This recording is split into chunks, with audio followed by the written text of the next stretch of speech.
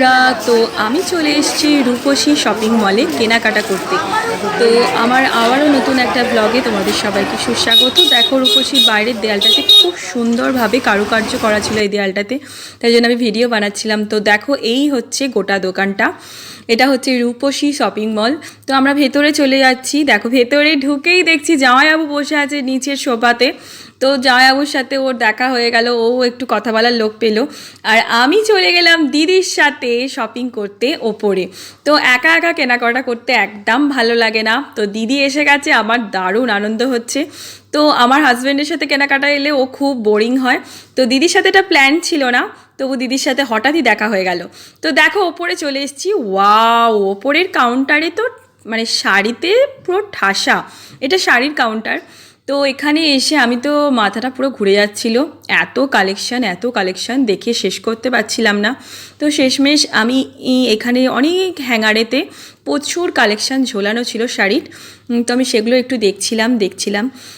ভালোই লাগছিল শাড়িগুলো, খুব সুন্দর, মানে কোনটা ছেড়ে কোনটা নেব, মানে প্রচণ্ড পরিমাণে আমি কনফিউজ হয়ে যাই দোকানে গেলে। তো এখানে দেখো, মিঠাইকে এক জায়গায় বসিয়ে দিয়েছি, ও প্রচুর ছোটাছুটি করে, পড়ে যায় শপিং মলে, চারিদিকে ঘোরে, তাই জন্য এক জায়গায় বসিয়ে দিয়েছি। তো আমি নেব মায়ের জন্য একটা বেডশিট। মা বলেছে আমার জন্য একটা বেডশিট আনবি।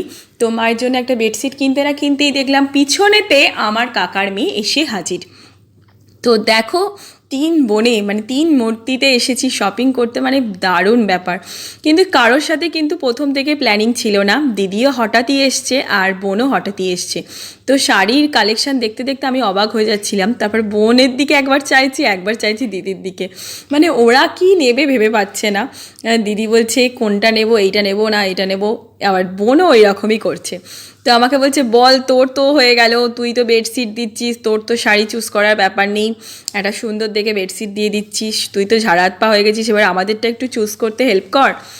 তো আমি ওদেরকে একটু হেল্প করে দিচ্ছিলাম। তো ওরা অনেক রকমের কালেকশান দেখছিল, বিভিন্ন ধরনের ভ্যারাইটিস কালেকশান দেখছিল। শেষ অবধি মায়ের জন্য যেটা নিলাম সেটা তোমাদের দেখাচ্ছি, এক্ষুনি দেখাবো, দেখতে থাকো ভিডিওটা। তো এই দেখো, এই ঢাকাই জামদানি শাড়িটা আমার খুব পছন্দ হয়েছে, আমি আর দিদি মিলে সিলেক্ট করেছি মায়ের জন্য। তো এখানে ওপরের কাউন্টারে চলে এসেছি, মায়ের শাড়ি নেওয়া হয়ে গেছে আর বোনেরও নেওয়া হয়ে গেছে, তাই জন্য আমরা ওপরে ছেলেদের কাউন্টারে চলে এসেছি। তোমার দাদার জন্য টি শার্ট চুজ করছিলাম। তো শার্ট চুজ করতে করতে তোমার দাদা এইটা নয় এটা করছিল, তো আমরা শেষ অবধি এইটা নিয়েছি, হ্যাঁ ওইটা নিয়েছি। তোমার দাদার ওইটাই একটু পছন্দ হয়েছে, ওই শার্টটা আমরা নিয়েছি। পরবর্তীকালে কোনো ভ্লগে অবশ্যই তোমার দাদা এটা পরবে, আমি দেখাবো। তো তারপর দেখতে দেখতে চলে এলাম বাবার জন্য একটা পাঞ্জাবি নিতে।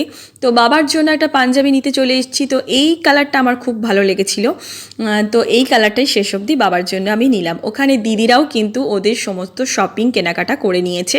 তো আমাদের হয়ে গেছে ফাইনালি, এবার আমরা কাউন্টারে চলে যাচ্ছি। তোমার দাদা তো নিচের কাউন্টারে দাঁড়িয়ে আছে, খুব রেগে যাচ্ছিল দেরি হচ্ছিল বলে, ওই দেখো দাঁড়িয়ে আছে। তো আমরা বিল টিল পেমেন্ট করে এবার নিচে চলে যাচ্ছি। তারপর আমরা গিয়ে একটু ফুচকা খাবো, এই রকমই প্ল্যান হয়েছে। তো চলে এসেছি ফুচকার দোকানে, আমরা সবাই মিলে পাপড়ি চাট অর্ডার দিয়েছিলাম। তো এই দেখো আমাদের পাপড়ি চাটগুলো রেডি হচ্ছে। তো মিঠাই দাঁড়িয়ে কখন খাবে বলে দাঁড়িয়েই আছে ওখানে ফুচকাওয়ালার সামনে। তো তারপর আমরা একটু বসেছিলাম বয়েজ স্কুলের মাঠে, এখানে অনেক সবাই বসে থাকে, প্রচুর হাওয়া দেয় এই মাঠটায়। তো সবাই মিলে বসে আড্ডা দিয়ে এবার সবাই বিদায় বাই করে বাড়ি চলে যাচ্ছি। তো তোমরা সবাই কিন্তু আমার জামাই ষষ্ঠীর ভ্লগটাও দেখবে, সেটাও খুব তাড়াতাড়ি এসে যাবে, তবে এইগুলো সব জামাই ষষ্ঠীর পরে পাবে। তো আমার চ্যানেলটাকে সাবস্ক্রাইব করে দিও, লাইক করতে ভুলো না, সবাই পাশে থেকে।